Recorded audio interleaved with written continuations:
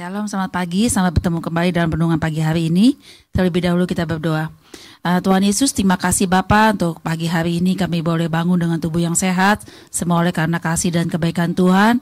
Sebentar kami akan mendengarkan renungan firman-Mu. Biar firman-Mu boleh menjadi kekuatan bagi kami semua ya Bapa. Terima kasih Tuhan, dalam Tuhan Yesus kami sudah berdoa dan mengucap syukur. Haleluya, amin. Shalom, selamat pagi, selamat bertemu kembali dalam renungan pagi hari ini. Saya berbicara mengenai iman yang tangguh. Ya, saudara, temanya iman yang tangguh. Kita lihat ada di dalam firman Tuhan. Di dalam 2 Petrus 1. 2 Petrus 1 ayat 5-8. Ya. Justru karena itu kamu harus dengan sungguh-sungguh berusaha untuk menambahkan kepada imanmu kebajikan, dan kepada kebajikan pengetahuan, dan kepada pengetahuan penguasaan diri, kepada penguasaan diri ketekunan, dan kepada ketekunan kesalehan, dan kepada kesalehan kasih akan saudara-saudara, dan kepada kasih akan saudara-saudara kasih akan semua orang. Sebab apabila semuanya itu ada padamu dengan berlimpah-limpah, kamu akan dibuatnya menjadi giat dan berhasil di dalam pengenalanmu akan Yesus Kristus Tuhan kita. Ya saudara, jadi untuk memiliki iman yang tangguh, kita harus sudah siap untuk diproses Tuhan, untuk menghadapi namanya cobaan dan pencobaan. Pencobaan itu datang untuk membuat kita semakin kuat di dalam iman kita. Kalau nggak ada pencobaan, kita imannya biasa-biasa aja saudara ya, maksudnya datar-datar aja. Justru melalui masalah itu kita dibangkitkan iman kita.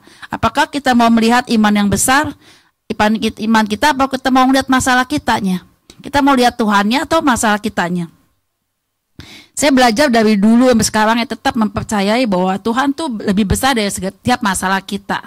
Jadi kadang-kadang kita nggak mau jadi iman kita tuh tetap seperti bayi terus gitu ya. Justru semakin ada masalah, semakin kita harusnya semakin dekat sama Tuhan. Sebagai bagaimana kita melihat tuh pasti Tuhan membuat mujizat dalam masalah kita ya saudara. Untuk mempunyai iman yang tangguh ini gak segampang dan semudah kalau kita tidak mau merubah sikap kita, kalau kita tidak mau merubah cara berpikir kita, bahwa kita selalu melihat masalahnya saudara. Fokusnya kita tuh pada masalah. Itu hal yang seringkali membuat kita gagal menerima mujizat Tuhan. Kenapa? Kita fokusnya sama masalah terus ya. Masalah kok dari hari-hari gak kelar-kelar gitu ya. Kita gak pernah melihat bahwa Tuhan yang besar bisa sanggup menyelesaikan masalah itu saudara. Ya, iman itu yang harus tangguh itu harus diuji, yang seperti dibilang dimurnikan, ditempa dengan besi, sebenarnya menghasilkan iman yang tangguh. Kadang-kala tapi untuk mempunyai iman yang tangguh ini saudara, kita menghadapi namanya tantangan-tantangan, ya, untuk membuat akhirnya kita mundur, enggak deh, Tuhan tuh nggak sanggup nyelesain masalah kita. Oh, begitu banyak masalah, pencobaan yang harus kita lewatin tuh membuat malah kita mundur. Itu banyak tantangan ya saudara ya. Salah satu tantangan itu untuk memiliki iman yang tangguh itu melalui tantangan logika. Seringkali dengan kecanggihan teknologi, dengan kecanggihan apapun ya saudara ya, membuat kita lama-lama memakai logika kita gitu, bukan pakai iman tapi pakai pikiran kita sendiri. Oh, mana mungkin Tuhan bisa tolong kita, oh mana mungkin Tuhan bisa menyelesaikan masalah problem hidup kita, oh mana mungkin, dengan bertanya-tanya dengan logika manusia ya, dengan logika kita sebagai manusia. Itu seringkali membuat kita jatuh dan tidak percaya akhirnya kepada Tuhan, dan tidak memiliki iman yang tangguh itu ya saudara, jatuh di dalam masalah kita. Kedua ya, iman tantangan kepada tantangan spiritual. Tantangan spiritual itu apa? Tantangan dari kadang-kadang tantangan di sekitar kita juga ada ya saudara. Makanya kita harus bergaul, dikatakan di firman Tuhan, kita harus bergaul dengan saudara-saudara seiman ya. Kadang-kadang mungkin dengan saudara tidak seiman, kita akan membuat kita ada mempunyai aura kita bergaul dengan orang-orang yang sekarang musim dibilang toksik ya, bergaul dengan tidak orang seiman juga kadang-kadang mempunyai kita aura negatif ya. Jadi kita bergaul dengan saudara-saudara seiman kita, sehingga iman kita dibangkitkan lagi saudara. Melalui apa? Melalui tempaan masalah. Kadang-kadang Tuhan izinkan masalah terjadi, tapi membuat iman kita semakin kuat dan berakar di dalam Tuhan ya saudara. Yang ketiga, tantangan budaya. Kadang-kadang tantangan budaya ini adalah kadang-kadang kita zaman-zaman dahulu ya, banyak kepercayaan yang harus melakukan suatu ritual, suatu apa gitu untuk datang kepada Tuhan. Itu kadang-kadang menggoyahkan kita untuk tidak fokus kepada Tuhan ya saudara ya. Jadi budaya-budaya di keluarga, budaya-budaya di mana itu seringkali mengganggu iman kita kepada Tuhan ya saudara ya. Yang Tuhan inginkan apalah?